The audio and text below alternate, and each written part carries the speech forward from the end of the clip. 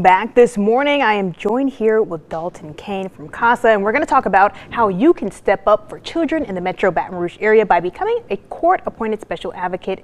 Thank you so much for joining me this morning. Yeah, thanks so much for having me. Of course. So first off, before we jump into how they can help, tell me, what is CASA for those who aren't familiar with the organization? Yeah, absolutely. So CASA has actually been in Baton Rouge for 34 years, and CASA stands for Court-Appointed Special Advocate.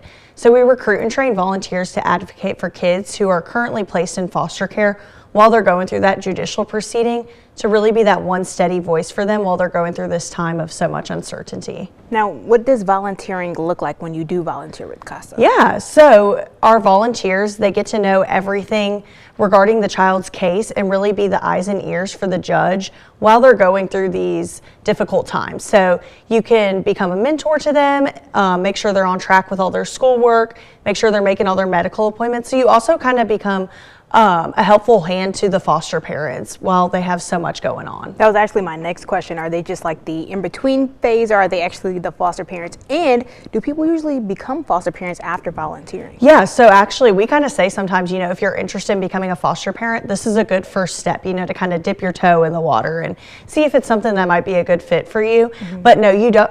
A common misconception is that you're taking the child into your home and stuff like that. But no, you just are going out there. They live with the foster family. They already have a placement, and you're just going out and helping them out while they're going through this situation. And I think it's an awesome program. I've done a few stories with CASA in the past, so a wonderful initiative there. Like you said, you guys make sure they have the clothing, the shelter, the resources that they need to make that child's transition as comfortable as possible. Now let's talk about what you guys are looking for now. You're looking for volunteers. What does that process and program look like for those looking to become one? Yeah, so we're just looking for anyone with a giving heart who's looking to get involved in the community and help out.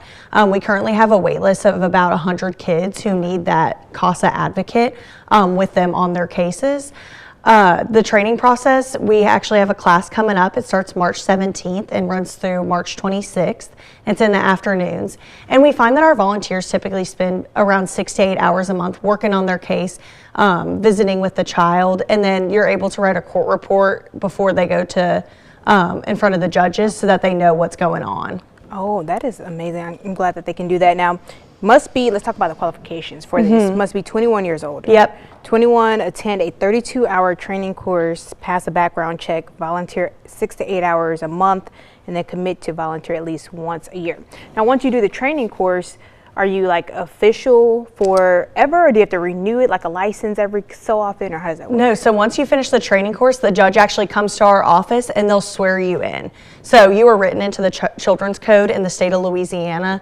So you actually you get all that access to the child's information, and you're sworn in by the judge. Oh, wow. So this is an official process. Yeah. And then I'm sure if you love it so much, you can go back and volunteer and get paired up with another child. Yes. Yeah, absolutely. We actually have a lot of volunteers who have been with us about 20 plus years.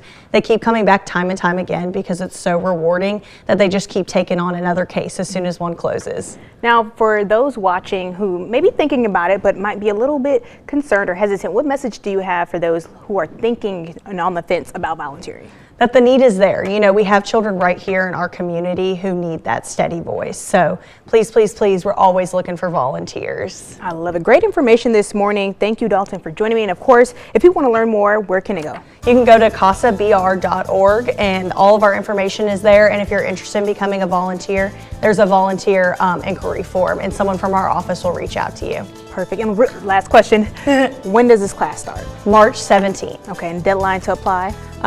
As soon as possible. As soon as possible. There you have it. Well, thank you so much for joining me. And if you missed this information this morning, you can head over to LouisianaFirstNews.com. Stay right there. More news, weather, and traffic on the other side of the break.